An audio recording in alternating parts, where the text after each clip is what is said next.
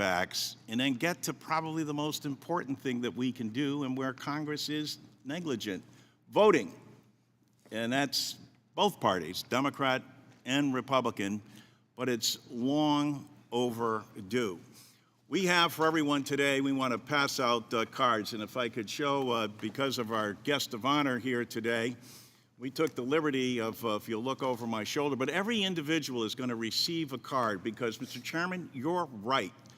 This is about the numbers, and those numbers, though, are more than numbers. They are people.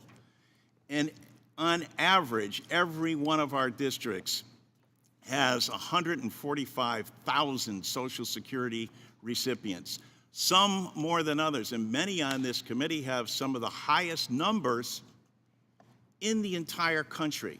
And that's why it's vitally important that we know those numbers as well, because at the end of the day, it's beneficiaries and people.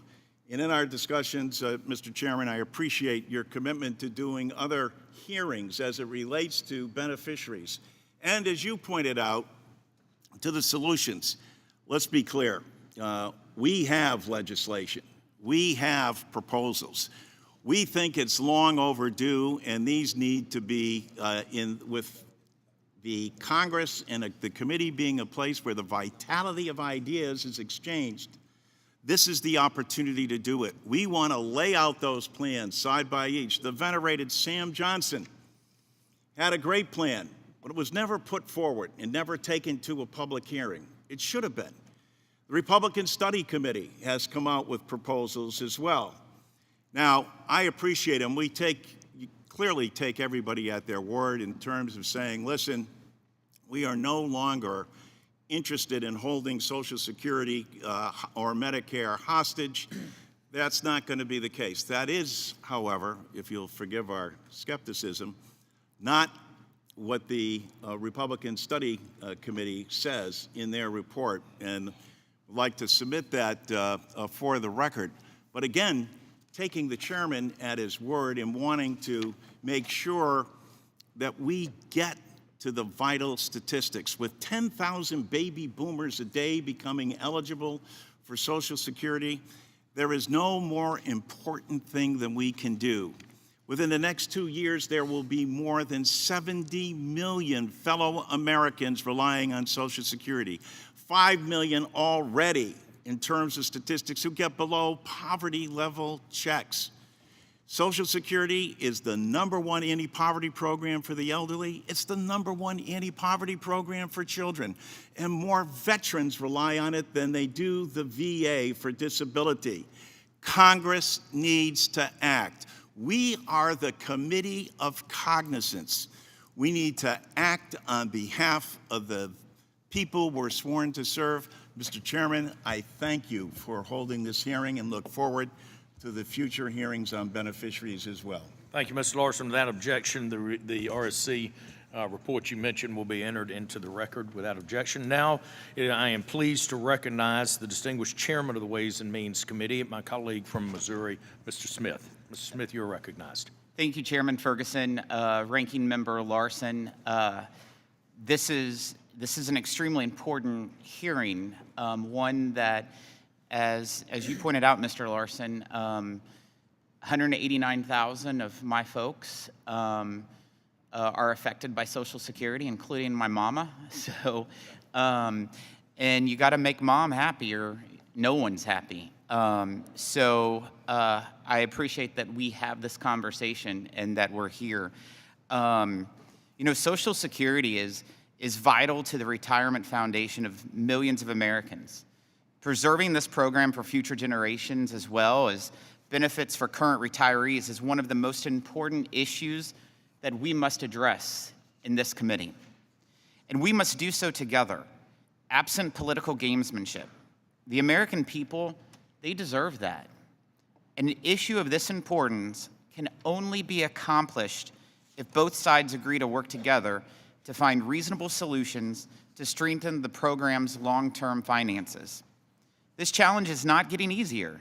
In the most recent Social Security Trustees report, the date the Retirement Trust Fund hits insolvency moved up 1 year earlier. Today's rising interest rates and the worst inflation in 40 years is contributing to this challenge. Last year, higher inflation resulted in an 8.7% cost of living adjustment, Social Security's highest since 1981. This was not a windfall for seniors. It was needed to keep up with prices. Unfortunately, that high COLA has also resulted in many lower-income seniors paying taxes on their benefits for the first time. Perhaps this is an issue this committee could also further examine. Social Security pays cash benefits to over 65 million people each month, the majority of whom are retired workers. Millions of retirees already face tough choices on how to afford their day-to-day expenses, their medications, and food.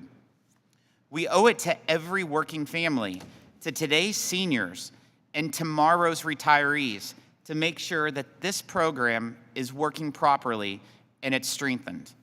Like many Americans, my own mother is one of those 65 million on Social Security. For her and the many other Americans relying on their benefit check, promises made should be promises kept. I applaud the work of the Social Security Subcommittee today to not avoid this conversation, but to instead lead the way on setting a fact-based, bipartisan foundation for future discussions. Agreeing on a common set of facts is the first of many steps to working together to find a path forward to protect and strengthen these programs. I yield back, Mr. Chairman. Thank you, Mr. Chairman, and again, we are grateful for your presence here at the hearing. I want to acknowledge that I have heard Chairman Smith say on many, many occasions, the things that we must do on this subcommittee are to, number one, make sure that we're united in the facts, and make sure that our first goal is to always protect the benefits of the people that have earned those benefits and paid into the system. I thank you for your leadership on that, Mr. Chairman. Now I will introduce our witnesses.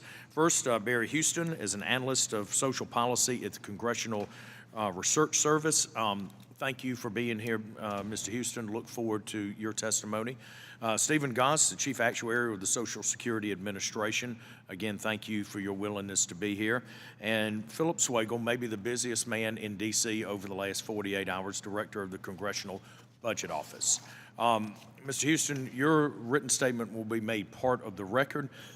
You are now recognized for 5 minutes, sir. Thank you. Chairman Smith and Ferguson, Ranking Member Larson, and members of the subcommittee. Thank you for inviting me to testify on Social Security fundamentals, a fact-based approach. My name is Barry Houston, and I'm an analyst in social policy for the Congressional Research Service. Social Security is a federal social insurance program that protects workers and their families against a loss of income due to old age, death, or disability. Workers become insured for benefits by working in covered employment and earning wages subject to the Social Security payroll tax. In 2023, the program will cover about 94% of the workforce and will pay benefits to over 66 million beneficiaries. Although Social Security's original purpose of providing economic security for older workers remains, the program experienced by Americans today is different from the one that was created in 1935. Originally, the program covered about 56% of the workforce, and benefits were payable only to retired workers aged 65 and older. Benefits were based on a worker's total cumulative wages, and there was no mechanism to automatically adjust benefits for changes in wages or prices. Absent future legislation, retirees would receive the same amount of benefits for the rest of their lives. The next 3 decades saw expansion of the program. In 1939, lawmakers changed the focus of the program from single workers to families by extending benefits to certain dependent family members of insured workers. Congress also revised the benefit formula to increase benefit levels for most workers and to compute benefits based on average monthly wages. In the 1950s, Congress expanded coverage to more groups of workers, provided ad hoc benefit increases, created disability benefits, and allowed for early retirement. In 1972, Congress passed legislation that made 3 major changes to the program. First, it provided an ad hoc benefit increase. Second, to preserve the purchasing power of benefits, it provided for automatic cost of living adjustments, or COLAs. Third, to finance the automatic COLAs, It established automatic increases in the annual amount of earnings subject to the Social Security payroll tax. In the mid-1970s, the program experienced significant financial difficulties when economic conditions caused financial imbalance and program costs began to exceed its revenues. To address these challenges, Congress passed a series of measures aimed at mitigating program costs and increasing revenues. In 1977, Congress revised the benefit formula for new groups of retirees to stabilize the replacement rate of pre-retirement earnings. This revision created the current law benefit formula by establishing a formula that indexes workers' initial benefits to wage growth and future benefits to price growth. The legislation also provided for increases in payroll tax revenues. Economic conditions after the 1977 legislation put further pressure on the program. In 1981, President Reagan established the Bipartisan National Commission on Social Security Reform, or the Greenspan Commission. In the same month, Congress passed legislation that allowed for the retired worker program to temporarily borrow from certain other funds. This borrowing authority was exercised in late 1982 and gave lawmakers a short 6-month window to address the financial imbalance of the program before the system would be unable to pay full scheduled benefits on time. In 1983, the final report of the Greenspan Commission provided recommendations to eliminate about 2/3 of the projected financial shortfall. All of the recommendations were included in future House and Senate bills. Key provisions were to include newly hired federal employee in the program, tax a portion of Social Security benefits, delay the 1983 COLA, and accelerate scheduled increases in the payroll tax rate. A House amendment to gradually increase the full retirement age from 65 to 67 was also included in the final legislation to eliminate the remaining financial shortfall. This legislation, the Social Security amendments of 1983, are generally considered the last major reform to the program. With the legislation, the program's average projected cost and revenue rates were relatively close over the long-term 75-year period. That said, the end of that 75-year period remained in projected imbalance. Over time, as the program advanced towards the end of this period, it has moved further out of actuarial balance. Thank you, and I look forward to your questions. Thank you, Mr. Houston. Mr. Goss, you are now recognized. Thank you very much, Chairman Ferguson, Ranking Member Larson, Chairman Smith, and members of the committee. Thanks for the opportunity to come and speak to you today about Social Security past, present, and future. And thanks to Barry for covering the history.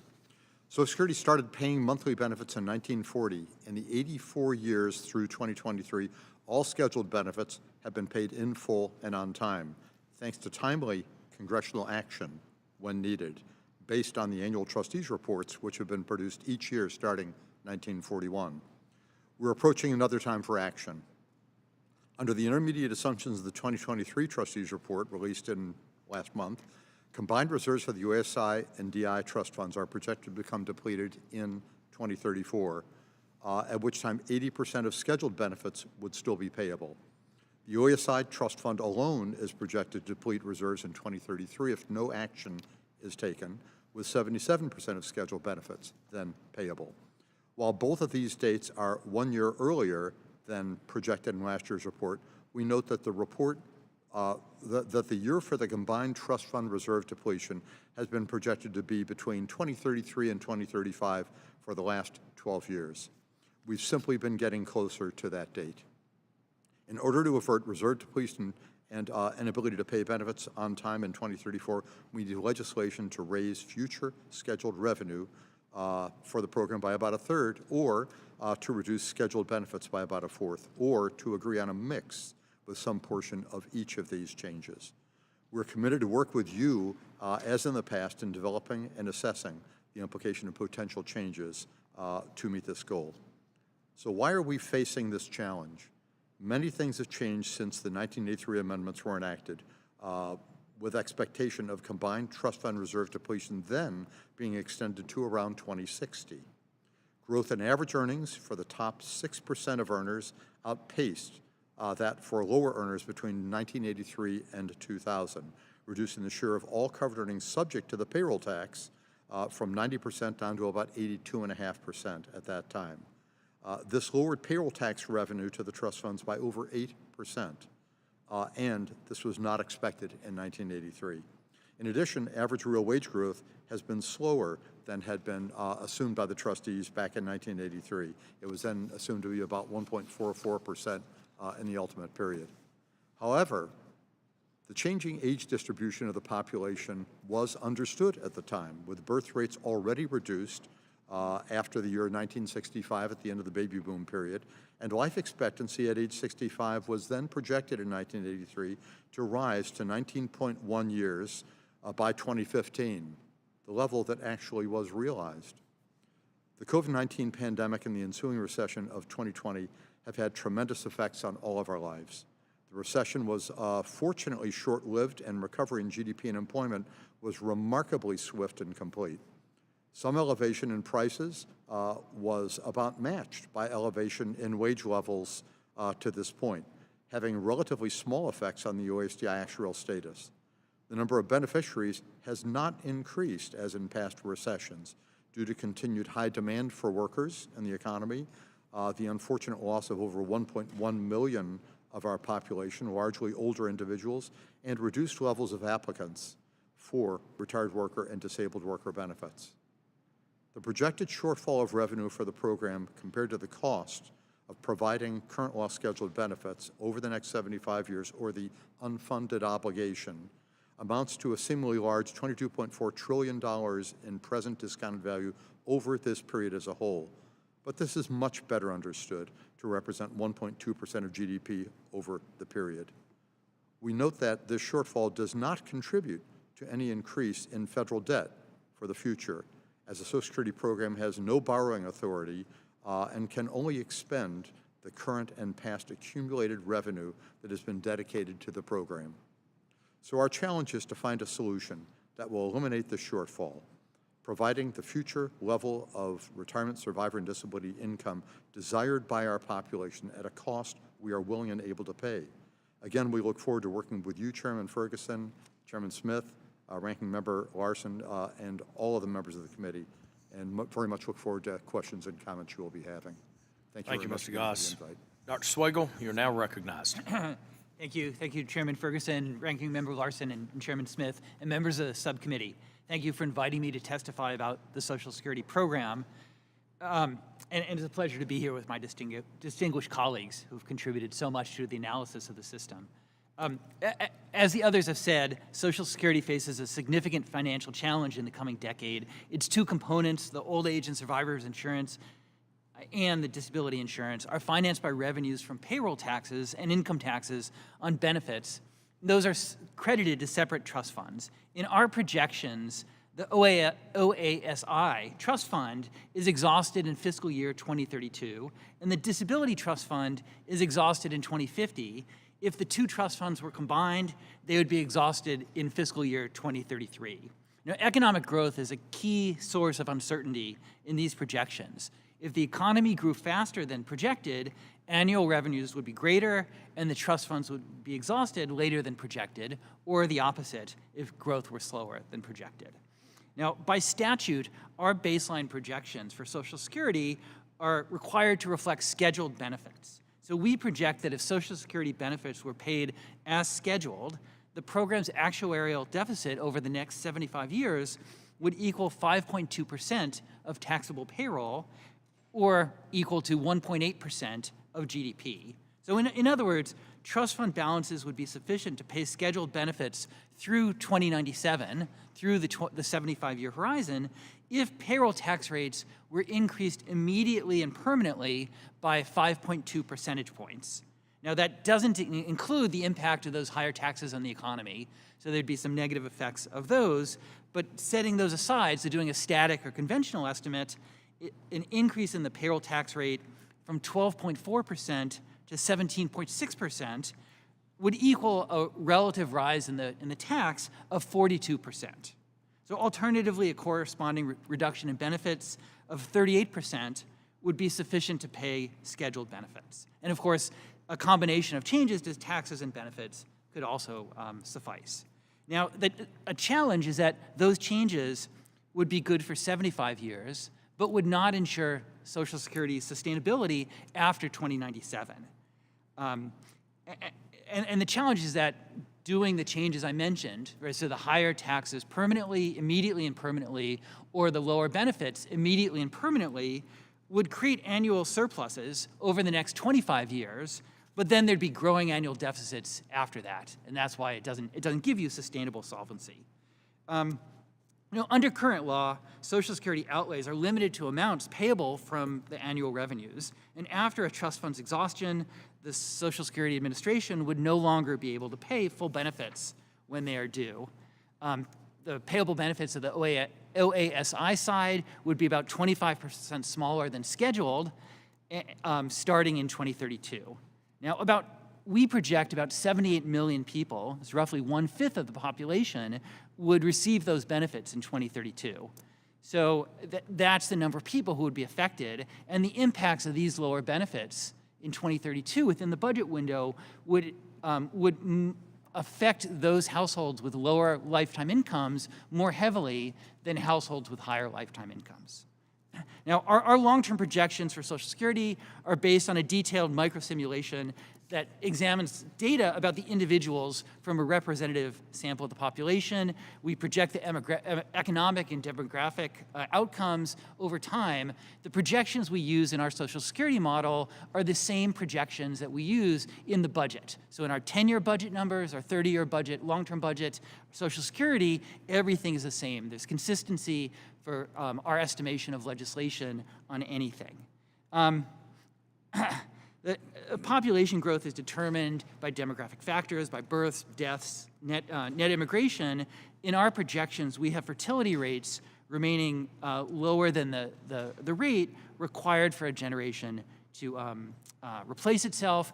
And so even though we have mortality rates declining, the share of the population who are working is declining relative to those who are receiving benefits. So thank you very much. I look forward to working with the subcommittee as you address Social Security's finances, and I'm happy to take any questions. Thank you, Dr. Swagel, and to each of our witnesses. We'll now begin the question and answer session of this hearing, and I will start this. Mr. Houston, when the retirement program was first established, about how many months of benefits on average did the beneficiary receive? As originally enacted in 1935, the Social Security Act made benefits payable only to retired workers aged 65 and older. The average life expectancy at that time was about 12 years for men and 14 years for women. This would correspond to about 144 months for men and 168 months of benefits for women on average.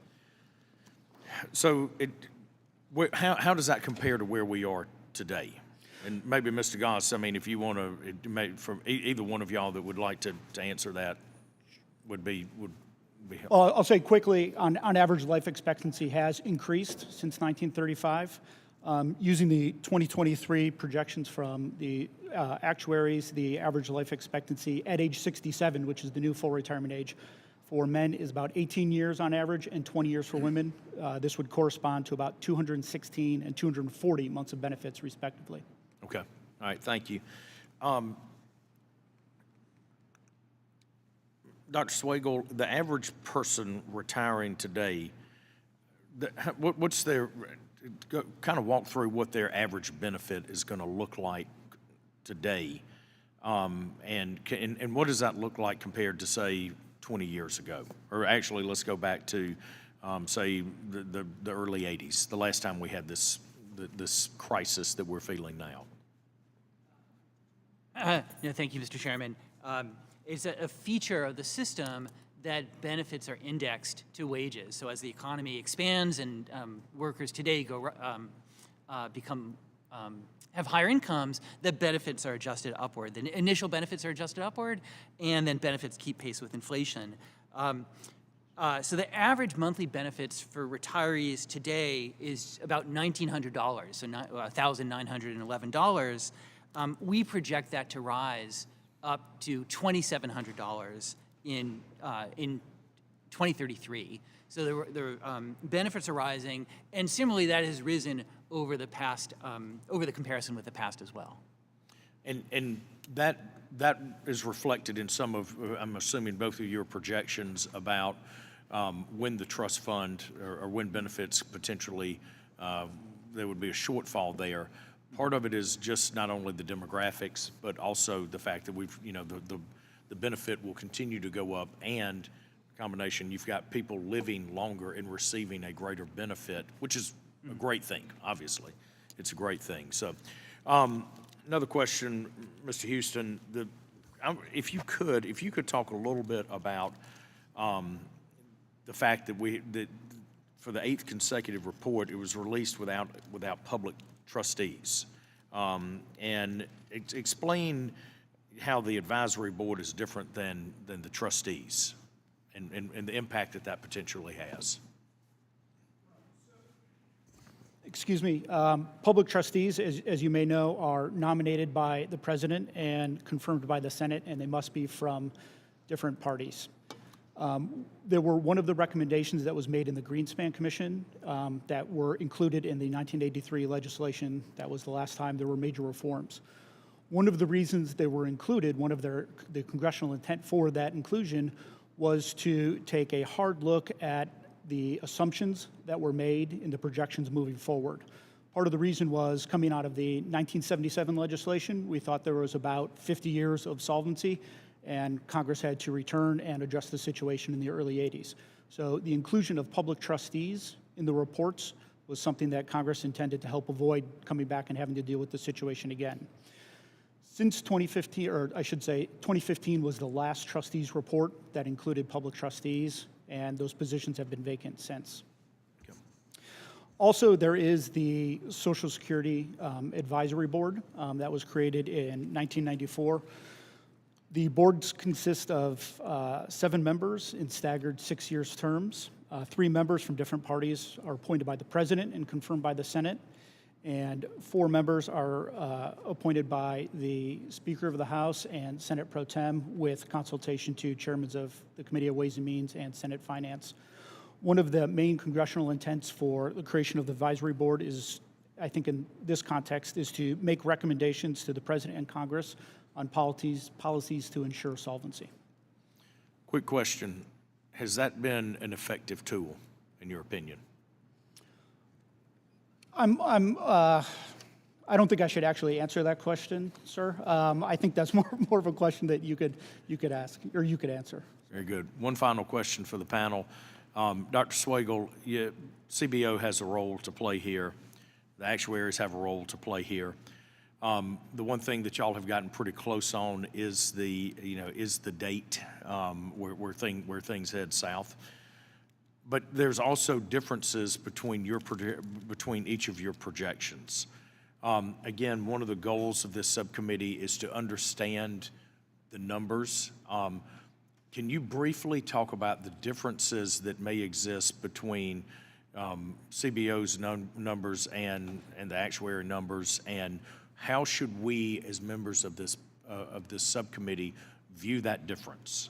Okay. No, thank you. And I mean, I think the big picture is, as you said, the system has a financial, right, has financial challenges. And that's in the near term with the exhaustion date within the 10-year budget window, and in the long term, right, the long-term solvency of the system. So that, that's the big picture, and in some sense our calculations are similar. We differ in 2 fundamental ways. One is the modeling technology, and so we just have a different approach to modeling. It's essentially, think of it as economists on the one hand and actuaries on the other hand. They're both valid modeling technologies. They have advantages and disadvantages. And then we have differences on the projections. I was about to say data, but it's really projections, because right, we're looking at 75 years, it's really hard to know. And so differences in fertility, the demographics, fertility, immigration, retirements can matter. What also matters are the economics. So we have a lower interest rate than the trustees. That makes a really big difference, because there's, we both have deficits in the system out into the future. A higher interest rate discounts those deficits. So we see the size of the hole as deeper, in part because of differences like that we have a lower long-term interest rate than they do. And so You know, again, the big picture, though, is overwhelmingly the same. Thank you, Dr. Swagel. Yes, very briefly, and then we're going to move to other members. Yeah. Thank you very much, Chairman, for the opportunity to also speak. Yeah, there are some differences between the trustees' projections and CBO's projections. We are very similar now in terms of the near term for the year of trust fund reserve depletion. Over the longer term, there are some differences, but you might want to refer back to there was a committee hearing on 2016, I believe, where I and the then director of the CBO put forth where we were on our assumptions and where we had been over the historical period. I think our projections have borne out very well. As I mentioned earlier in the oral testimony that, for instance, our projection of life expectancy increase since 1983 has actually been spot on. There are clear differences of opinion about what real wage growth and real interest rates might be in the future, but the trustees stand by where we are at this point. And there is some difference in the long term, but that's a long way off. The main question really is the reserve depletion.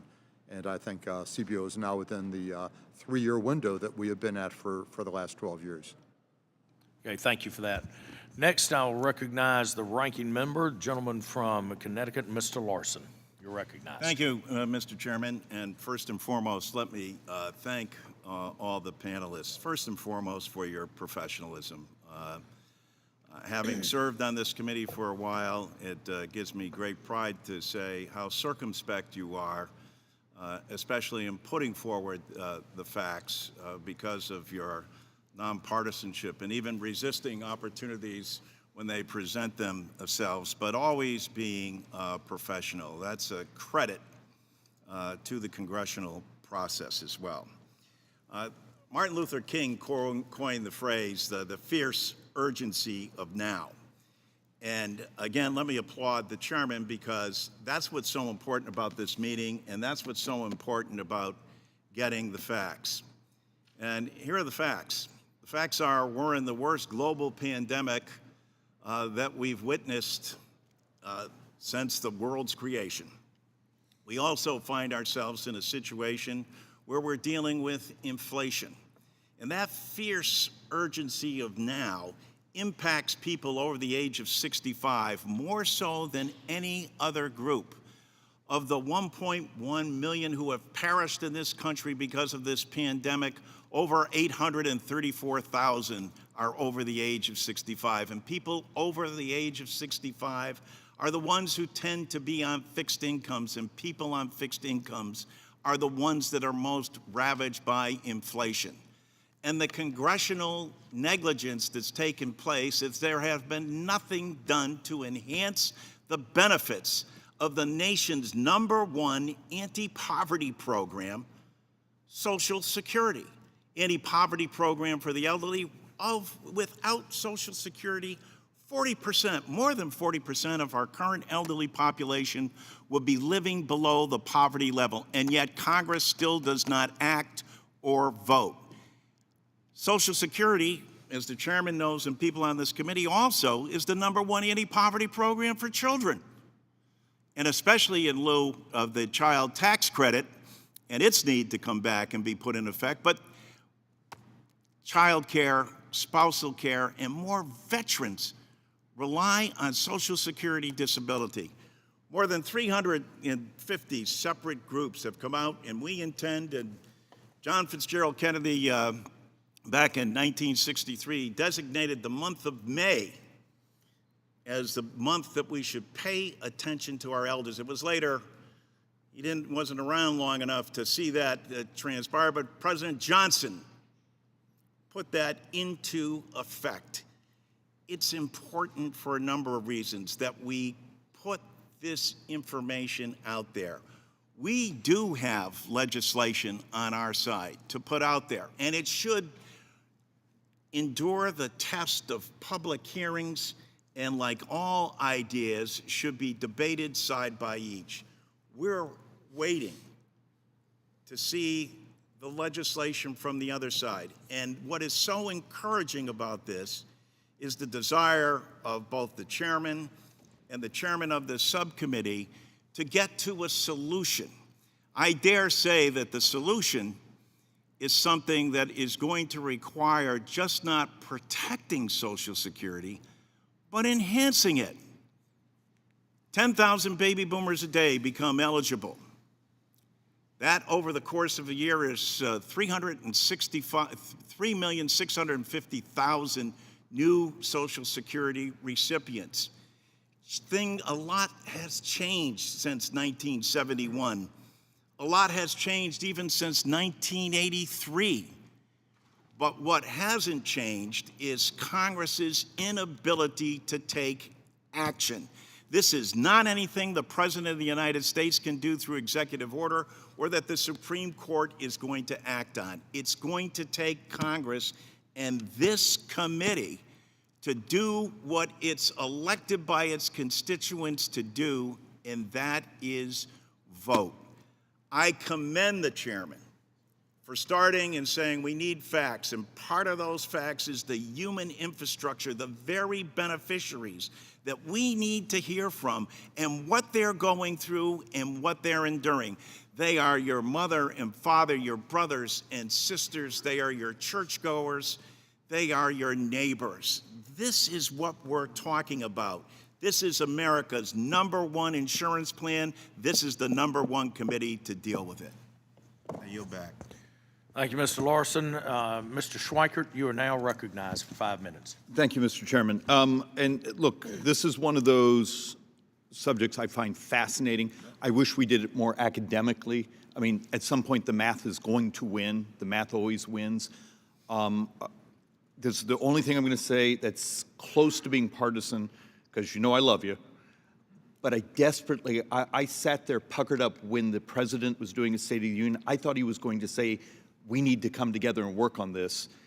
And we sort of made it even harder to work on because we sort of turned the discussion about the shortfalls in Social Security and Medicare into a campaign issue. And we, the folks that are seeing the real math, we need to drag our brothers and sisters back to being willing to have the morality of this discussion.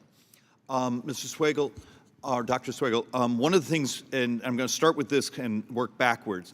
We were doing a back of the napkin calculation months ago, and we hit exhaustion.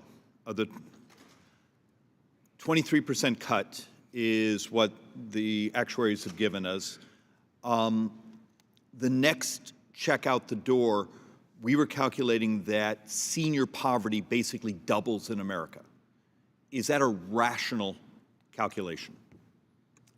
No, and that's the challenge of the system within the budget window, that doing nothing means the negative effects. And we have a 25% shortfall, they have 23, it's very similar. The negative effects are the same. And as I said in my oral statement, the impacts are the most salient on low-income families. Mr. Gross, go ahead and comment on that, because I had warned him I was going to ask this question. So please, am I within the ballpark? I think you're likely in the ballpark. The one thing to keep in mind, though, is that we have never in the history of Social Security reached a point for reserve. I'm not asking the theoretical. I'm just saying if the math hit this state, because I'm trying to make the moral argument why we all have to do something. But there is this issue. We do not have experience with what would happen if we hit reserve depletion, what would happen to benefits. One theory is that the commissioner would be required to reduce benefits across the board for all recipients by 23%. That's not necessarily the case. Benefits could be delayed a month, or they could be trimmed to only be reduced for the highest That's interesting, because there are options. There's nothing in the law that indicates the way in which benefit expenditures. Yeah, but there's nothing in the law I think it gives the commissioner that type of flexibility, is there? Pardon? We'll come back to. Mr. Houston. The law is not specific on how benefit expenditures would be reduced. It's just okay. We'd have to pay only 77%. Yeah, you can only pay what you have. One way or the other. Mr. Hughes, it's one of the things that we keep talking about long-run actuarial accuracy, but if we go back 50 years, huge variance. Now, I don't know how much of that is fertility, income growth, population changes. What do you think were the triggers that why the earlier actuaries, we were so far off? Just to clarify, are you talking about coming out of the 77 amendment? Out of the 77, and I know that's a long time Sure, ago. sure. So right after the 77 amendments, and I think it's important to note that they never eliminated all of the long-range actuarial balance, but they did think it accomplished about eliminating or getting everything solvent for about 50 years. Part of the reason the midterm, that 25 to 50-year mark, was in good condition is we knew that there was going to be the baby boomers entering the workforce. That would be met with higher payroll tax revenues, and the system would be good. What happened right after 77 is the near-term income and cost rates were very close. And it turns out that the economic experience of the late 70s was not nearly as Robust. as we had hoped for after the legislation. Okay. There were two COLAs back-to-back in the late 70s that were approximately 10% or more, and there was decreasing wage growth as well. So this led to a combination of higher than expected costs. I've seen a lower than- paper talked about the effects of those COLAs at that time in that inflationary cycle and how much they just made an impact. And forgive me, it's the tyranny of the clock. Dr. Swagel, okay, so CBO says 25% reduction in functionally 9 years. What do you think is the biggest driver of the difference between you and the actuaries over here? Is it fertility? Is it income growth? What drives that variance? And I know we're being nitpicky, but I'm trying to get my head around when I give speeches saying, is it 9 months? Is it 10 years? Yeah. Or, excuse me, 9 years, 10 years. Yeah, so I mean, it's a number of things, and there's near term and long term. Or is the long term, the demographics and the interest rate are key. But the near term, window to it's a bit on fertility. It's really near term economic growth that I think we have different inflation and different growth, and that that drives the differences. Mr. Chairman, thank you for your patience. One of the back of the napkins maths, and I think we used a different discount rate, but we did a 75-year actuarial shortfall, and it was like $202 trillion at the end of the 75 years of a shortfall without changes in the system. And it was, maybe I used too aggressive of a discount rate, but it gives you an idea of the scale. And with that, I yield back, Mr. Chairman. Thank you. If Chairman take a moment here.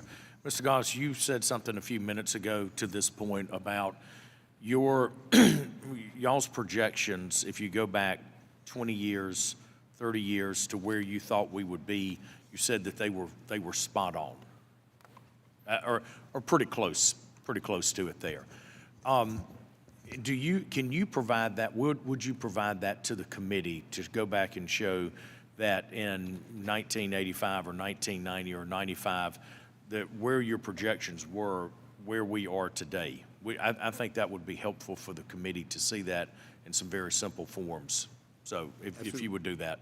We actually have an actuarial note we update every year that indicate the changes in the trustees' projections from 1983 all the way up to date. So we actually have that and I think it's number 9, recurring note. If I may make one little comment, though, about the 1977 situation, the real problem that we had was the 1972 amendments. Actually, we were working on benefit tables. Barry might have mentioned this earlier, that when high inflation came along, we ended up having what was oftentimes then referred to as double indexing. Both the CPI and the wage rates, both combined, they added to give extra large increases, and that's what brought us to the problem, which is why we had to have the 77 amendments to really fundamentally change the nature of the benefit formula. It was really a problem. Inflation of the type that we had in the late 70s and early 80s had not been anticipated by anybody. And when it came, it was a real problem for the program at the time. Okay, thank you. Next, I will call on the distinguished member from New Jersey, Mr. Pasquale. You are recognized for 5 minutes. Thank you, Mr. Chairman. Social Security, I think we could all agree, is one of America's greatest achievements.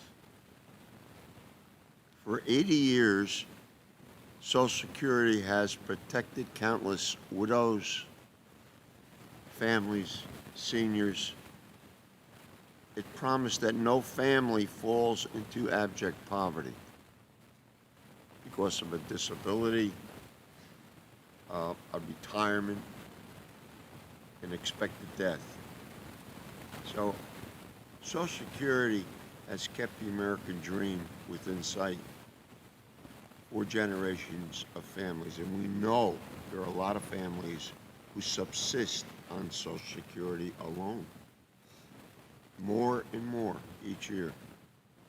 So this is a great achievement. It is a promise, so we better get it right, whatever changes we're going to have. Now, each of you brings very special qualities to the panel. Mr. Hauser, you from West Point. Yes, sir. What more could we ask for?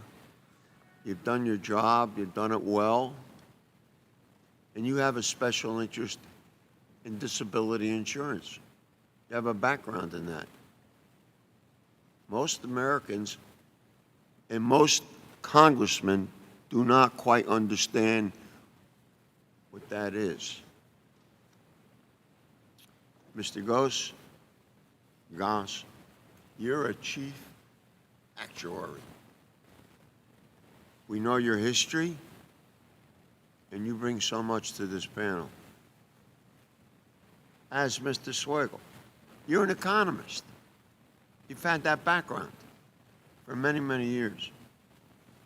So I listened to the three of you, and I would say if I were a traffic controller, that you're holding a pattern.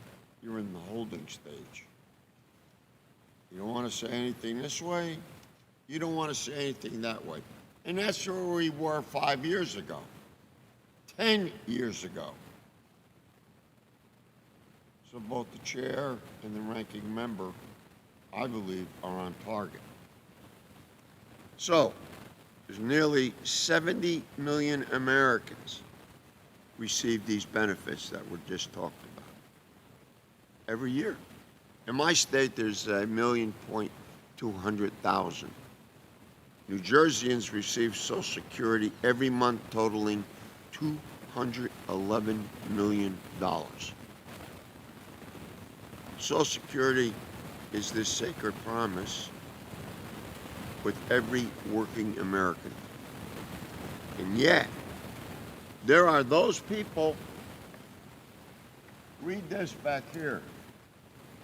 This guy is a senator over on the other side, and you all shook your head when I was saying these nice things about Social Security.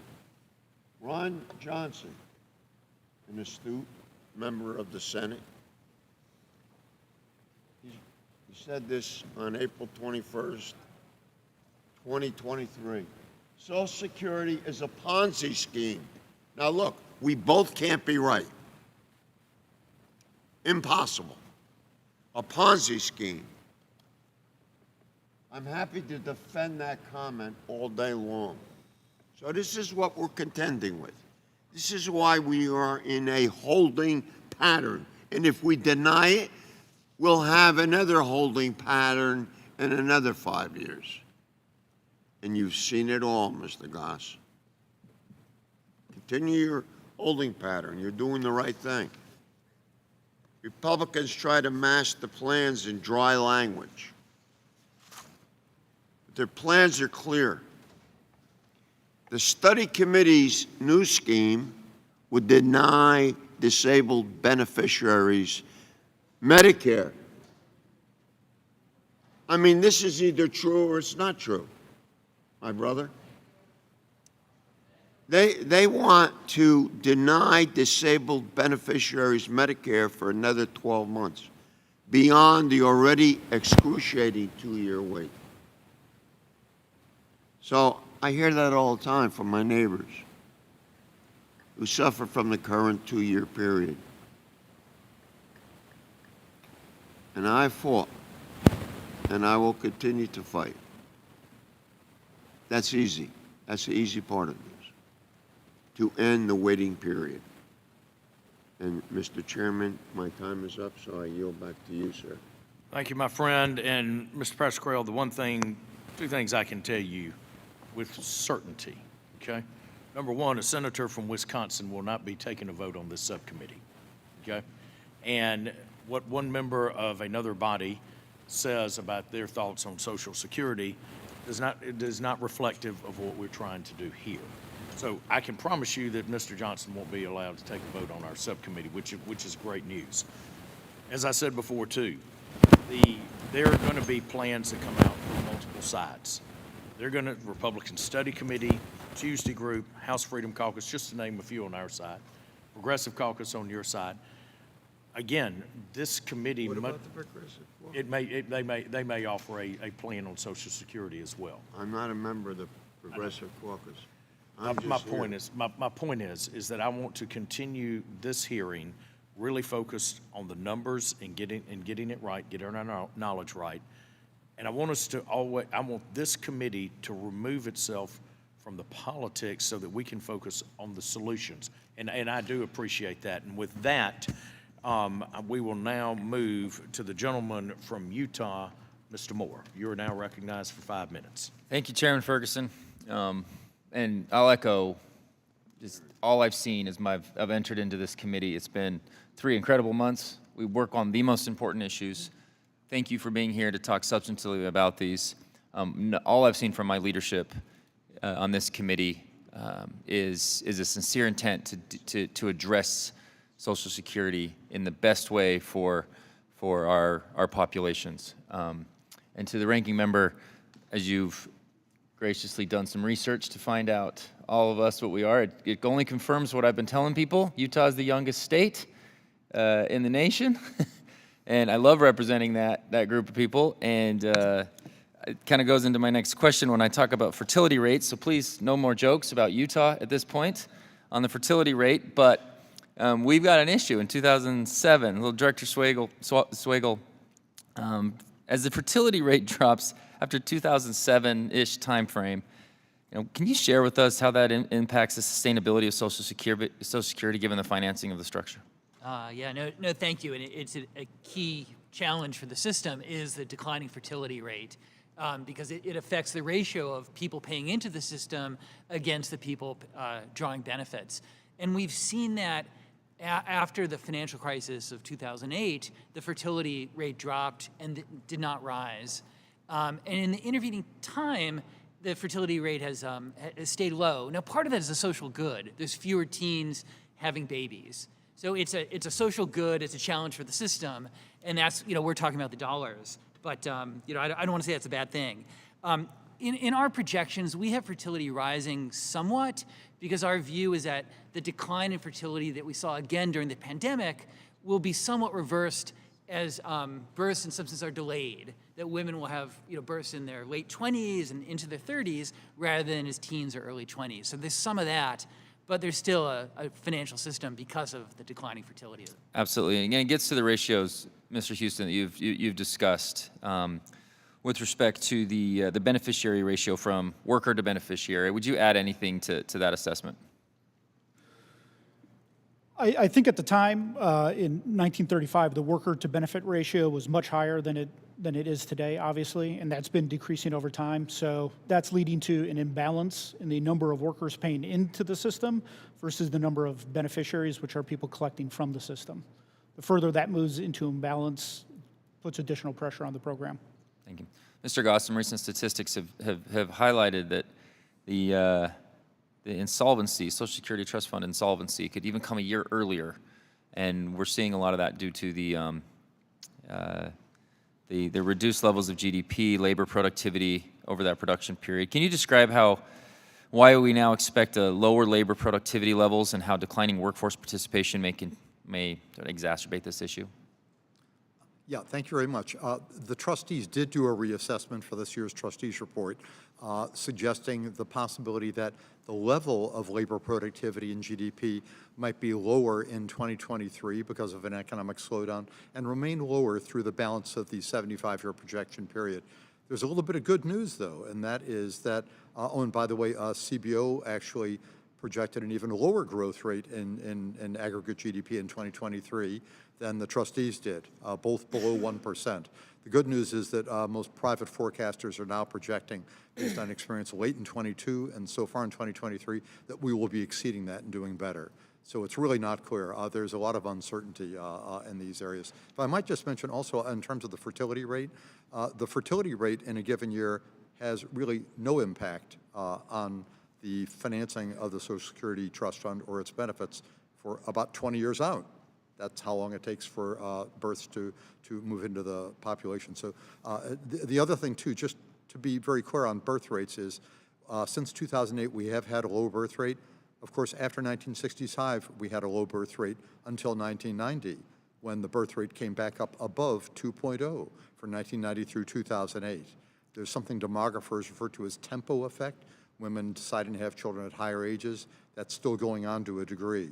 Now, the trustees project that we will have an increase back to about 2.0. Birth expectation surveys of what women say they want to have and plan to have is still over 2. So, and our projection is for that, however, not to be realized until 2056, a long time out. And again, Utah is probably doing their part there. But you actually emphasize the point. If it takes 20 years to make that into consideration, labor participation is so much more important. And that is such a key aspect to making sure that we do this. We've got to come up with innovative solutions, making sure we get a positive, productive workforce back into our economy. And I'll just close with on sort of the bipartisan effort to really consider how we act. We have got to come and work on together and do something as we approach this calamity up ahead. And I know that our team is committed to that. So thank you, and my time has expired. Thank you, Mr. Moore. Next, the distinguished lady from California, Ms. Sanchez, is recognized. Thank you, Mr. Chairman, and thank you to Ranking Member Larson. Today we're here to discuss the impact that Social Security has for people throughout the country and to look for some common sense solutions to try to preserve and protect that benefit. Social Security was designed to ensure that people who work their entire lives could have the opportunity to retire with some dignity and some sense of financial security. And it's an earned benefit because people pay into the system over the course of their lifetime. It's been over 50 years since Congress has passed meaningful legislation to update this landmark piece of legislation. Unfortunately, here at today's hearings, there is not one Social Security recipient who is here to testify as to the benefits of that program. This is, in my opinion, a way for my colleagues on the other side of the aisle to look for quote-unquote new ways to slash these earned benefits by raising the retirement age and privatizing the program. The Republican Study Committee's most recent budget intends to cut Social Security benefits by $729 billion in the first 10 years. The Republican plan would also raise the retirement age to 70 years old, reduce benefits for everyone earning more than $60,000 a year, and privatize Social Security. When you see the reaction in France to raising the retirement age to 65, it's overwhelmingly unpopular. And to consider raising it to age 70, I think, is a little excessive. So I really want to urge everyone who is watching this hearing to take a look at that plan and see for themselves how Republicans plan to cut Social Security. I don't want folks to be mistaken because we've seen the same proposals time and time again. They're like reheated leftovers that keep making their way to the table. During the Bush administration, Republicans proposed similar reforms, and the American people flat out rejected them. And since then, Republicans have continued to try to cut these hard-earned benefits from working class families. In my district, there are more than 116,000 seniors who depend on this program just to survive, not to live some lavish retirement lifestyle, but just to survive. Many of those folks are Latino seniors who depend on their Social Security benefits as their primary source of income in retirement age. And without that benefit, that Social Security benefit, 47% of Latino seniors would live in poverty, the highest of any demographic group in this country. Social Security is remarkably popular because Americans know that it's guaranteed and that they can count on it when they need it. Since Ida Mae Fuller received the first ever Social Security check in 1940, the program has never missed a payment. Today, under the under the guise of modernizing Social Security, what my colleagues on the other side of the aisle really are proposing is slashing benefits in a really unconscionable amount, raising the retirement age and privatizing the program, and that's just not acceptable. My colleagues on the other side of the aisle are going to claim that Social Security is financially unsustainable and that Democrats need to come to the table to work to modernize the program. And I do agree that Democrats and Republicans both need to come to the table to find common sense solution. But common sense solution is not slashing the program to the point that people are left to fend for themselves in their golden years. So-called modernizations that push current and future seniors past the breaking point are not the answer. Instead, I'm going to urge my Republican colleagues to come to the table and talk about increasing Social Security benefits by improving the cost of living adjustment formula to better reflect inflation, to protect widows and widowers from financial distress after losing a loved one, and addressing the program's solvency. And I would add that Mr. Larson has a really great bill that I think would be a great point of reference for Republicans to see that we can hold on to those values, that if people worked hard their entire life and put into the system, they should be able to receive the benefit when they retire. And with that, I yield back the balance of my time.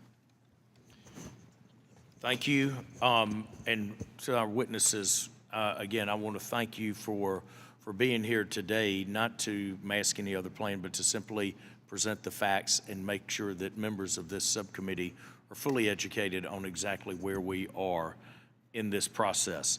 Next, I'm going to call on the gentleman from Tennessee, Mr. Kustoff. Thank you, Mr. Chairman. Thank you for calling today's hearing, and thank you to the witnesses for appearing. Mr. Goss, if I could with you first, in your written testimony, you talk in the conclusions, you talk about the DI trust fund and essentially how it's stabilized and you've seen an improvement. What do you attribute that to? Do you attribute that to lower unemployment, better participation in the workforce, the state of the economy, or a combination thereof? I think you're right on target, thank you, with all of the above. We've seen a dramatic drop in disability incidence rates and numbers of people receiving benefits since 2010, from the Great Recession down to levels that are very, very low now, much lower than have been average in the past. We were expecting by about 2026, some years ago, to have about 10 million recipients for Social Security disabled worker benefits. We're now projecting it to rise back up to about 8 million, and it's below that now. So the experience in disability has been really, really very positive. Applications and number of people starting benefits have been much lower.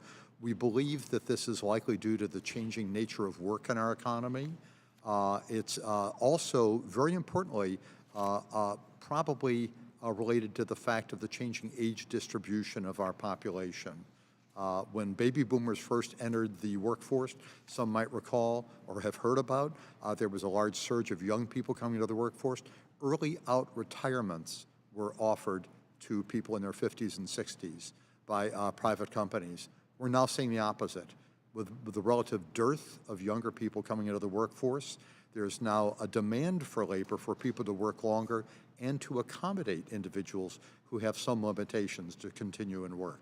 So there's been some very, very positive effects in terms of employment. By the way, speaking of employment, employment has been strong. I would just comment that we should be careful about looking at labor force participation rates, because labor force is not only the people who are working that we can count, but also people who in a survey might say, I'm actively seeking employment. The way people hear that question changes from time to time. So the unemployment rate is a little bit tricky, but the number of people actually employed has rebounded from the most recent recession to levels similar to 2019 and is continuing to be very strong. So employment to population ratio is what we would suggest we should really look at much more than labor force. Thank you very much. I can, as it relates to the taxable maximum, so this year it's a little over 160,000, 160,200. If you go back 5, 6 years, 7 years maybe, to 2016, it was $118,500. So in that time span, it's gone up a little over $40,000. I understand we had a big cost of living increase with this past year. what is the significance of the taxable maximum increasing almost $40,000 as it relates to the depletion of the trust fund? If that makes sense. Thank you. Well, the taxable maximum under the law is increased every year with a 2-year lag based on the rate of growth in the average wage for all workers in our economy. So as the average wage of workers in the economy grows, so does the taxable maximum, with the intent back in 1983 that we would stay at 90% of the covered earnings being taxable.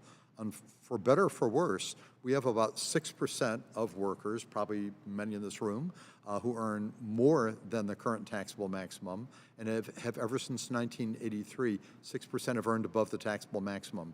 The average earnings levels for people above the taxable maximum have been rising considerably faster than for the 94% below.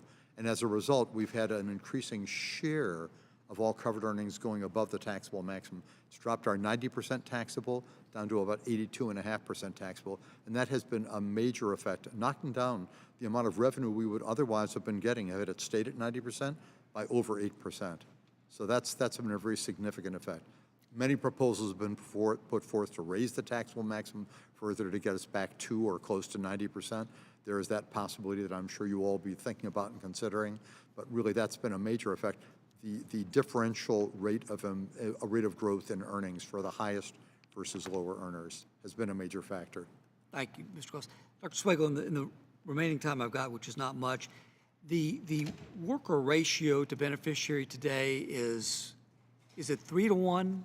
It's lower than that. It's what is it? 2.6. Let's see. Yeah, 2.6 to 1 today, and then it's scheduled to go down over the next decade, and then further beyond that. And where do you project that to be in the year 2033, or do you have a We projection? do. Yeah, I wrote that down. It's so 2.6 today, going to 2.3, and that since you have the retirement of the baby boom generation is really like the key there. And one more question I know I've run over. Do you know what the worker ratio was in 1983? Ah, that's a great. It must have been higher. I don't know. I'm looking at my colleague here as the historian. I was looking at Barry, but Steve might know also. I don't know it, but I think one thing to keep in mind too is the program has changed over time. First, in the amount of the people that are eligible for dependent benefits has increased, but then also the coverage has changed as well. So some of the older numbers from the 40s and 50s kind of reflect the different population. Good. Thank you very much. I yield back. Thank you. I will now yield to my friend and colleague from the Empire State, Mr. Higgins. Thank you, Chairman Ferguson and Ranking Member Larson. Dr. Swagel, just on the last line of questioning, so 2.6 workers today for every Social Security beneficiary. And where is that scheduled to go over the next 3 to 5 years? So we have it down to 2.3 at the end of the 10-year budget window in 2033, again, reflecting the retirement of the baby boom generation. And then 75 years hence, we have it below 2, down to 1.7. Did you, sir, go ahead. Thank you. Yeah, if I might add, keep in mind that the worker to beneficiary ratio is fundamentally just an outgrowth of what's happening with the changing age distribution of the population. The baby boom generation, which was large, is in the process of retiring between 2008 and 2035. Right. But the real reason that these ratios are changing is not because the baby boom is retiring. It's because the successive generations that are younger than the baby boom are relatively smaller. They're born of birth rates of 2.0. The baby boom generation was born of birth rates during their time, 1946 to 1965, at 3.3 children per woman. So it's the drop in birth rates from 3.3 down to 2.0 that is really causing this change. And it's not the pig and the python, as we sometimes talk about. What is the effect of the net effect? We're going to have a fundamental change in the distribution. What is the net effect of immigration as it relates to worker to beneficiary ratio? Immigration is truly crucial, where we have roughly on the order of about 4 million births in our country each year. The net immigration has been, and we expect to be up on the order of about 1 million. So that basically augments births by about a 25% increase. Without that kind of positive net immigration, we would have a very different distribution. Immigration tends to be people coming in their 20s and 30s, so it's almost like having had more births 20 or 30 years ago. Immigration is critical. And by the way, immigration, we've had the same legal immigration limits for quite some time in legislation now, and that is something that perhaps ought to be considered for the future. Dr. Swagel, you concur? Yeah, I mean, so fundamentally, it's the changing distribution of the workforce. It's the inflows and outflows, right? It's the births, participation, immigration, the inflows, retirements, and mortality. And absolutely, that immigration, in some sense, would affect participation and affect the age distribution of the population. As has been said, the first Social Security check went out in 1940 and has never missed a payment, which speaks to the strength and the resiliency of that program. In my district alone, 156,000 people receive Social Security benefits. I'm one of 435 congressional districts. $263 million in Social Security benefits flows into my district every month. We have a $23.5 trillion economy. What happens with Social Security benefits historically? Are they saved? Are they spent? What is the percentage that is spent? Dr. Swagel, anybody on the panel? Yeah, I can talk a little bit about that. And it depends on the household. And it's households with low lifetime incomes, so people at the bottom of the distribution, when they retire, for them, Social Security is the biggest part of their retirement income, and that money is spent. And there's fewer savings and it's spent, and that's why getting to the exhaustion date in 2032 would have by far the biggest impact on those lower income households. If I might add, the level of Social Security benefits depends very much on what your career average earnings levels have been.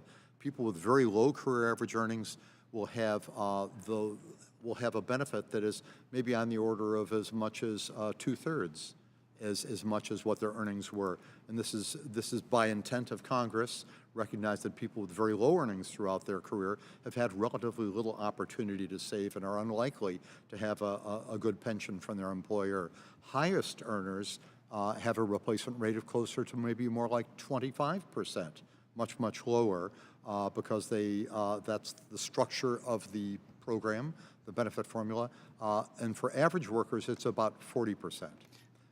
For the lowest earners, as Dr. Swagel indicates, surely this is pretty much just what people are living on. It's been indicated that something like about half, maybe a little less than that or more than that, of Social Security beneficiaries are receiving benefits. Just to and close, that's their only Mr. income. Chairman, there's been a lot of talk about making changes to Social Security to secure its long-term viability. Our colleague and the ranking member, John Larson, has a bill, Social Security 2100.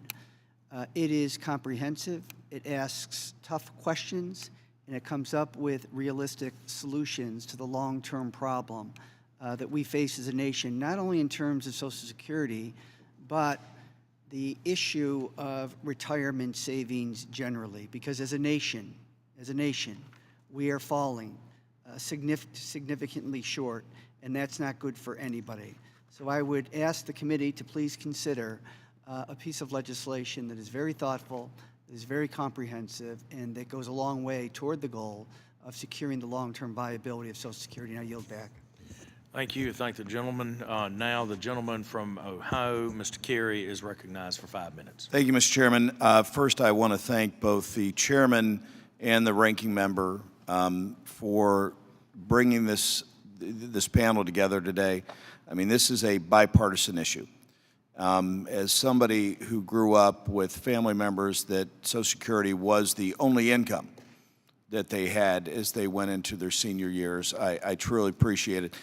And I just want everybody to understand that whether you're a Democrat or you're a Republican, we believe in the importance of this issue and do appreciate the panelists for being here. Millions of Americans depend on Social Security each month, as my family did for many, many years. And it is imperative that we have a conversation about the current state and the future of Social Security, and that we work together, both on my dear colleagues from the left and our side, to preserve and protect this program.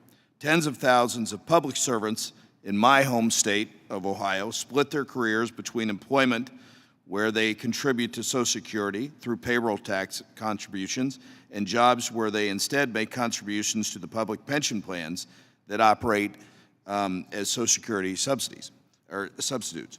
As a result, I often hear from my constituents the subject of Social Security windfall elimination provisions with WEAP and the government pensions offset with GPO. Again, and you know, as somebody that just came to Congress 15 months ago, there is a lot of political rhetoric back and forth. But I think in the end, I think what people have to understand, we truly believe in this program. And on both sides, we want to make it strong. We want to make it secure for the people that rely on it, as my family did. So, Mr. Houston, when were these policies enacted? That was the intent of Congress at the time as it relates to, you know, our discussions today. In terms of the WEP and GPO? Yep. The government pension offset, or GPO, was one of the provisions included in the 1977 amendment, and the congressional intent behind it was to replicate the dual entitlement rule. So under the dual entitlement rule, some beneficiaries qualify on their own earning records and also for spousal benefit records. So for those people, the spousal benefit is offset to account for that, to account for unintended benefits. The government pension offset applies to people who are entitled to a pension for non-covered government employment. For those people, their Social Security spousal benefits is offset a certain amount to account for income received from that non-government pension. So let me ask you this: when people who are affected by WEP and GPO receive their Social Security benefits, do the amounts reflect their actual individual work history? And as a follow-up, because I'm running out of time, why or why not? So for people that take benefits based on their spouse's earning records, their benefits reflect their spouse's earnings, and they are entitled to a certain percentage of their spouse's primary insurance amount, or PIA. In terms of the windfall elimination program, or windfall elimination provision, sorry, that was out of the 1983 amendments, and that's for persons who have their own non-covered government pension. The reason for that is the Social Security benefit formula under current law looks at all workers' covered wages. So somebody who has a long earnings history at low wages might present to the formula the same way somebody that only has 10 or 15 years in covered earnings and might have relatively higher wages. To the formula, once everything gets averaged out, they kind of look similar, even though that second person hypothetically has a pension from non-covered employment.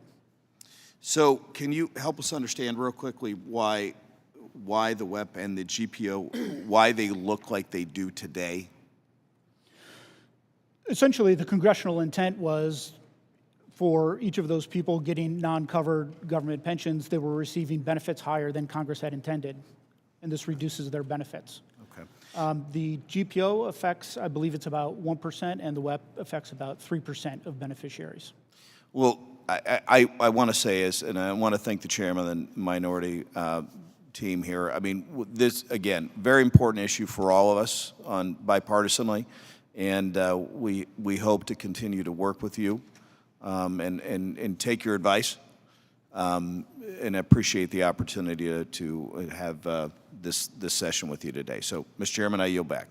Thank you, and as I have discussed with my ranking member here, we're going to continue down. We're going to get through the members of the subcommittee, and then we will go to those members that are read in. So with that, I am going to go to the gentleman from Iowa, Mr. Feenstra. You are now recognized. Thank you, Chairman Ferguson and Ranking Member Larson. I just want to thank all three of you for being here today. You all three of you are the experts You're very knowledgeable, and I've enjoyed reading your testimonies. Dr. Swagel, I got to know you from last year when you were in front of the Budget Committee in May, and I appreciated you then. With that, I just got a couple questions that are more curiosity questions than anything. The CBO's budget and economic outlook of 2022 and to 2032 stated, in keeping with the rules of Section 257 of the Balanced Budget and Emergency Deficit Control Act of 1985, the CBO's baseline projection incorporate the assumption that scheduled payments will continue to be made in full after the trust fund has been exhausted. You also mentioned in your current testimony, Dr. Swagel, that projections of Social Security are required by statute to reflect the scheduled benefits. In essence, assuming that Social Security will be fully funded, even though it might start running into insolvency. I guess my question is, can you explain the reasoning for that restriction in 1985? Why was that put in that act? Do you know? Okay, yeah, I'll tell you the way that we think about it.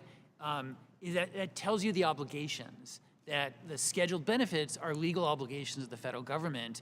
At the exhaustion date in 2032, the Treasury doesn't have the legal authority to pay the full benefits. It's a 25% shortfall, but showing you the scheduled benefits tells you what is owed, and then we do payables, so you know what we're able to pay. So I get that. But I believe that the ability for the current projections to show a reduced scheduled payment and show insolvency through the CBO, I mean, it's sort of a catch-22, right? I mean, the CBO, we look at the CBO, what's going on, and yet that's probably not the true picture. Yeah, and we follow the ruls. You have to, right? I'm just more curious than anything. Yeah. And in some sense, that's why I focus a lot on payable benefits, so that you have the understanding of what what the system can afford under current law. So, Mr. Swagel, again, Social Security, it's going to pay out about $1.1 trillion this year or something like that. Can you discuss how the CBO projects this to change over time in both present value dollars and percentage of GDP? Meaning, what do you see as we move forward here? Yeah. So it's right. So as you said, it's over $1 trillion this year in nominal dollars. At the end of the 10-year budget window, it's close to $2.4 trillion. That's of nominal dollars, and it's rising as a share of GDP. So it's just over 5% of GDP now. Right. We had that rising to 6% of GDP in 10 years, and then further over 7%. And so that really, to me, it becomes sort of real. I mean, looking at the economics part of this, it's like, all right, when that starts climbing your GDP, okay. And it's contributing to the deficit challenge Yeah. and the fiscal challenge. Right. It's a big piece of it. Yep. And then, how does this differ when you talk about scheduled benefits? Okay, you got scheduled benefits, and then when you're also talking about payable benefits, obviously there's a discrepancy there too. Then. Right. And that the payable benefits would start at about 25% less at the end of the 10-year window, and that rises out to, say, about 30. We haven't done the calculation yet, but into the mid-30s by the end of 75 years. So that, in some sense, payable benefits is a less, removes the impact on the long-term deficit. That's right. Thank you for that. Mr. Goss, I find this interesting too. The COLA increase obviously was pretty significant this year, 8.7%, and I get it. I assume it's probably due to inflation. Do you see COLA increases as a significant reason as we start looking toward insolvency? I mean, is this sort of a real thing, right? I mean, when we start looking at COLA continue to increase, inflation's increasing, although I would look at wages are increasing. How do you square that up? I mean, that's really the key issue. If inflation increases and wages also increase, so we maintain wages. Are wages keeping up though with inflation? I guess that's the precursor to this. Well, in 2021 we did have I believe it was an 8.9% increase in the average wage, and then in 2022. And by the way, that will impart itself on the benefit levels for people starting benefits in 2023 with a 2-year lag. We're also having in 2023 a cost of living adjustment of 8.7% for people already receiving benefits. So as long as these move in tandem, it's not a problem. Correct. And in fact, actually, the way the system works is if we have both wage and prices growing more than normally expected in a period of time, that's actually a positive for the It could be, program. yes. Because the wages are taxed immediately, Right. but the increase in prices actually occur with a lag. That's a good point. And I know my time's up, but I it- know late 70s, early 80s, I think it was different. I think it was changed, reversed. That was a real problem back Yep, then. yep, If yep. I may just mention, though, I understand Dr. Schwegel's issue here with having a requirement to indicate what the cost of the program is, ignoring the fact that reserve depletion might cause us not to be able to pay it all. The trustees do exactly the same thing. The only thing I would suggest that perhaps you ask of CBO and others, if they're going to project the cost of the program, which the trustees also do, to be very clear if they indicate per some requirement that the expenditures will equal what the intended obligation is. That's a good point. That would require a change in law. That would. Thank you. would I yield require a back. change in Thank law. you. Sorry about that. Thank you. Next, the gentleman from Florida is recognized, Mr. Stubbe. Thank you, Mr. Chairman. Mr. Houston, a growing issue for seniors is the taxation of Social Security benefits, particularly after the past two cost of living adjustments, or COLAs, which caused many seniors to pay taxes on their benefits for the first time. I have one of the most elderly districts, if not the most elderly district in the country. So obviously this is a big issue to the constituents in my district. Can you provide us some background on this policy, when it was established, how many beneficiaries did it affect then, and how many does it affect now? Right, thank you. The provision to tax a portion of Social Security benefits was one of the recommendations made by the Greenspan Commission and was then included in the 1983 Social Security amendments. At the time, the Greenspan Commission estimated that about 10% of beneficiaries would be affected by it. And as you know, as wages increase over time, as COLAs are applied to benefits and made payable, Social Security benefits generally increase. So since the thresholds for someone to be subject to taxation of benefits are fixed in statute, as benefits increase, more and more people then become subject to that tax. The most recent data we have available suggests about 50% of beneficiaries are now affected by that. And at the time, that was part of the congressional intent, is that eventually all people, in theory, would be subject to that tax with growth in benefits. So as close as you know, as we sit here today, it's about 50% of beneficiaries? Correct. Okay. Dr. Swagel and Mr. Gross, this is, both of you guys can answer. Can either of you speak to the proportion of program income that is derived from the taxation of benefits? Is that proportion expected to grow or shrink over the next 10 years, and why? I mean, I can say that we have about 4% of beneficiaries are paying the tax today, and that's rising. We have it up to 6% in 10 years, and then up to 11%. And it's as you said, the threshold is fixed in nominal terms, and there's real income gains. So it's rising. I don't have the exact dollars, but it's as you said, it's becoming a rising share of people and of dollars. Could you get me the exact dollars? I mean, I don't need Sure, it right we'll- now. we'll but- get you the exact Oh, do you have them, Mr. Gross? Yeah. If I may, I believe what Dr. Swagel meant was the proportion of total income to the program. In 2022, the proportional of total income to the program from taxation of Social Security benefits for OASDI was about 4%. In 2027, we project that will go up to about 5.2%, 2033 about 6.5%, by 2050 about 7%.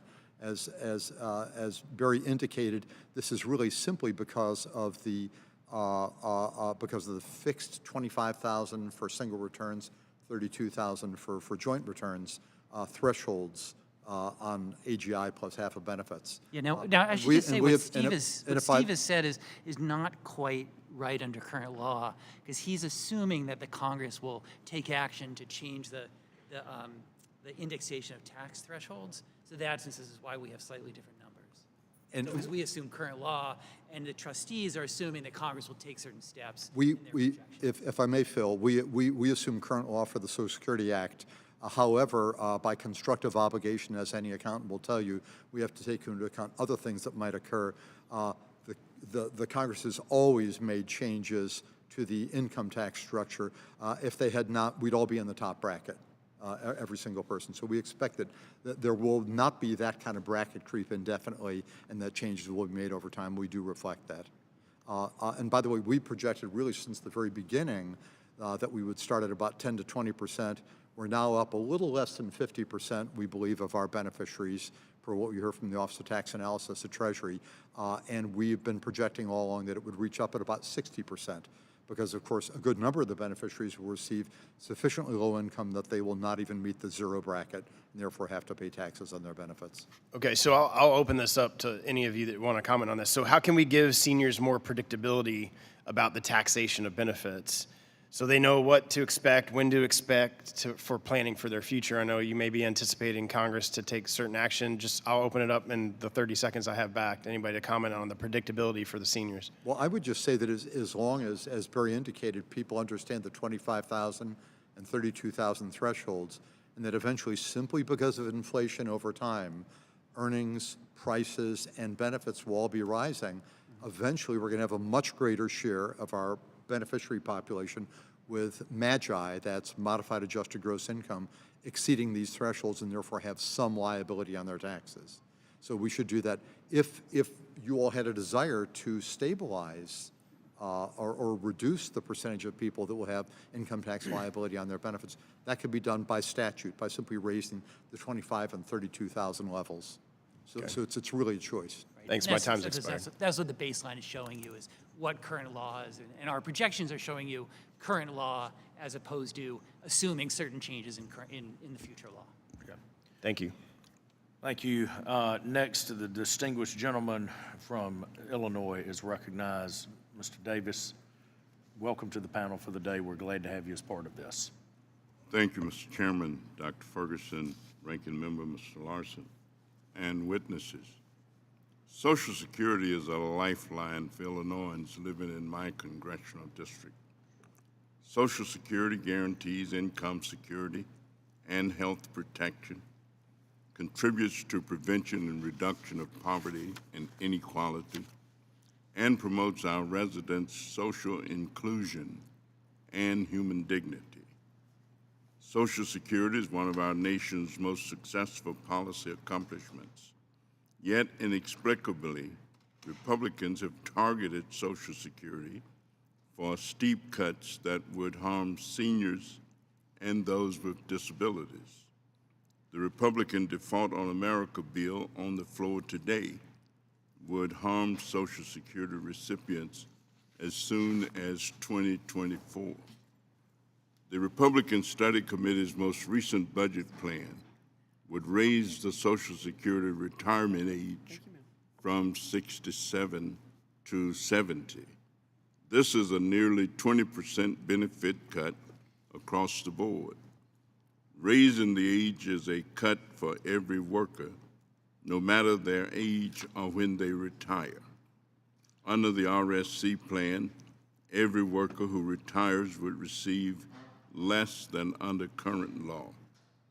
Those who support this benefit cut often say we're living and working longer, but they fail to acknowledge that for some groups, life expectancy has been flat or even declined. In addition, many people do taxing work that wears out their bodies. They work on the assembly line, in construction, waiting tables, in nursing, home health, or other physical employment. They can't choose when they retire. Finally, where are the employers who are now eager to hire older workers? Age discrimination is a despicable but all too common reality.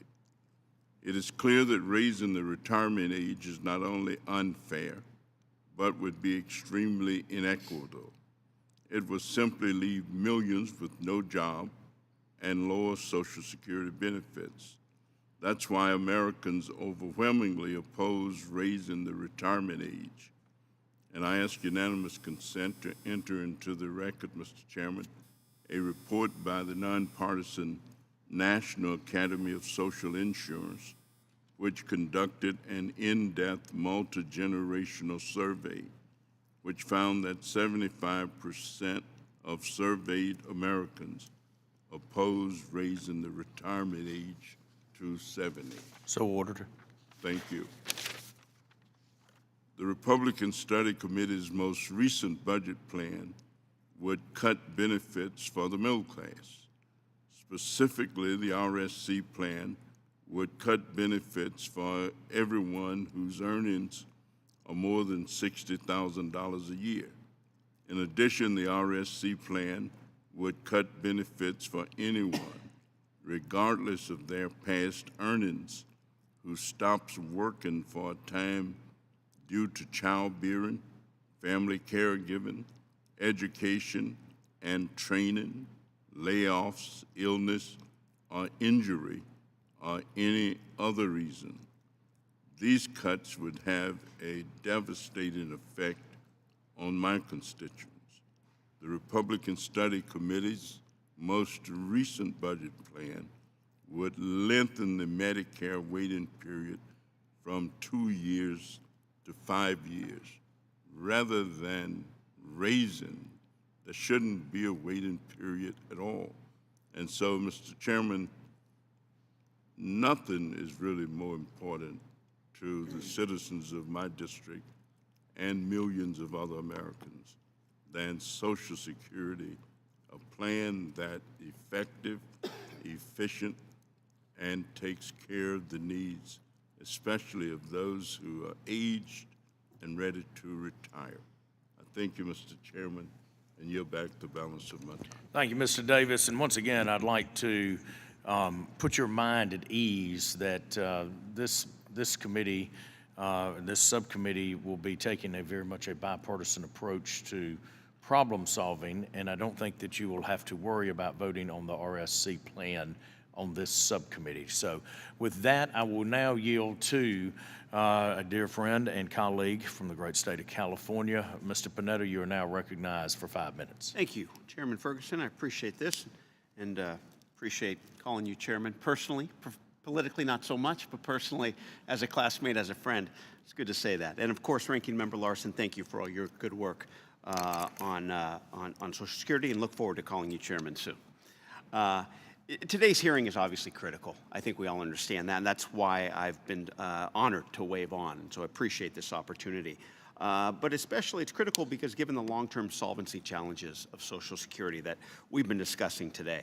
Social Security is critical to my constituents in the 19th Congressional District there in California on the Central Coast and up in the San Jose, where over 100,000 people receive Social Security benefits, 174 billion worth, billion with a B.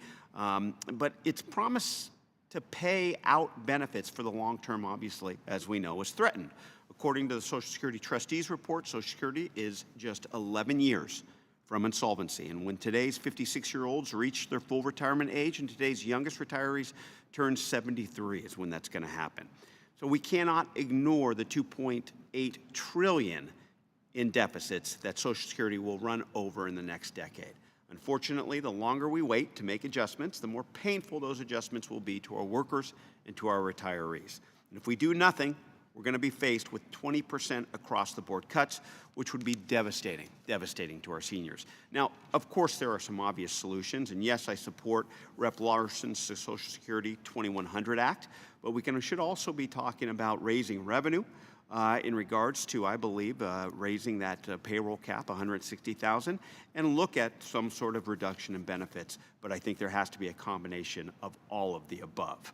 Now, I know that any solution to our Social Security crisis must be bipartisan. I am a firm believer in that, and that we have to carefully examine the growth of the program and its impacts to our long-term solvency.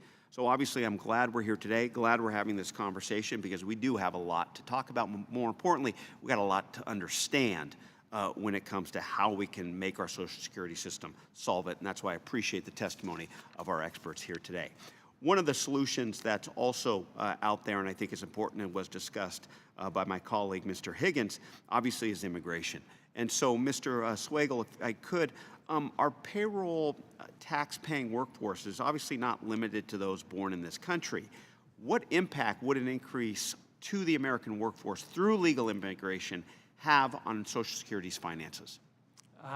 Increased immigration would increase the size of the economy, increase the size of payrolls, and improve the financial status of Social Security, depending on the composition, the age composition of the immigrants. But assuming that these are people of working age, immigrants tend to work at a high rate of working age, and that would improve the financial status of the system. Mr. Goss, same question to you, sir. It would unequivocally improve the financial status of Social Security. Generally speaking, legal immigrants are brought into the country in their 20s or 30s, so they would have a long time during which they would be contributing to the system. And even if we were to bring in some much older individuals, they would not have been in the country long enough then to have earned rights to Social Security benefits. So there's no question. And one thing we always point out about immigration, that's just the first order effect. Bringing in younger people who will be working and contributing to the system. The more important thing, since we're talking about things like birth rates, if we bring people into the country, typically people who have entered the country as immigrants tend to have higher birth rates. And if we do bring people in their 20s and 30s and they have children, that greatly enhances the number of births. So it would be a multiplicity of positives for Social Security. Thank you, Mr. Goss. Got to reclaim my time, Mr. Huston. I got one question for you in regards to the Greenspan Commission. Are you familiar with that? I am, yes. Okay, great. Can you speak to some of the solutions the Greenspan Commission came up with, which obviously was followed by and adopted by Congress, and what would have happened if Congress not enacted those recommendations? And you got 37 seconds. Well, I'll answer the last part first. I think in reference to Mr. Goss's earlier comment is that has not happened yet, and we're unsure what would happen if revenues were no longer could support full payments, and that was projected to have happened within weeks or months before the passage. The key things that I think the Greenspan Commission recommended were delaying an increase in the COLA, increasing coverage of the program to newly hired federal employees, and something Congress also did later was add the amendment to increase the retirement age. So it was a combination of things that increased revenues and also decreased costs. Great. Thank you, gentlemen. Thank you, Mr. Chairman. I yield back. Thank you, Mr. Panetta. I'd now like to thank our witnesses for being here today. Thank you for not only your service to this country, but most importantly to this subcommittee today. Again, I'd like to thank Ranking Member Larson. And yes, feel free to make a comment there, please. Well, thank you, Mr. Chairman. I want to first and foremost commend you on your introductory hearing as chairman of the committee, and I want to thank you for the positive step. I know you appreciate the skepticism on our side, given the Republican Study Committee's report and its very specific recommendations. I further, therefore, appreciated what you had to say about this, and we look forward. And my question would be, when would the next hearing be, and can we count on beneficiaries coming forward so that, as you heard from a number on our side today, the concern about the impact on people, and that being very important in terms of the so-called numbers and statistics that we're going to have to deal with. So, Mr. Larson, we will give you plenty of notice as to when the next hearing will be. And as we go through and analyze the testimony today and look at the testimony, we will then formulate what we plan to do at the next hearing. At some point, I agree with you, having beneficiaries here will be an important part of the conversation. Please be advised that members have 2 weeks to submit written questions to be answered later in writing. Those questions and your answers will be made part of the formal hearing record. With that, the subcommittee stands adjourned. We're going to have any hearings in May?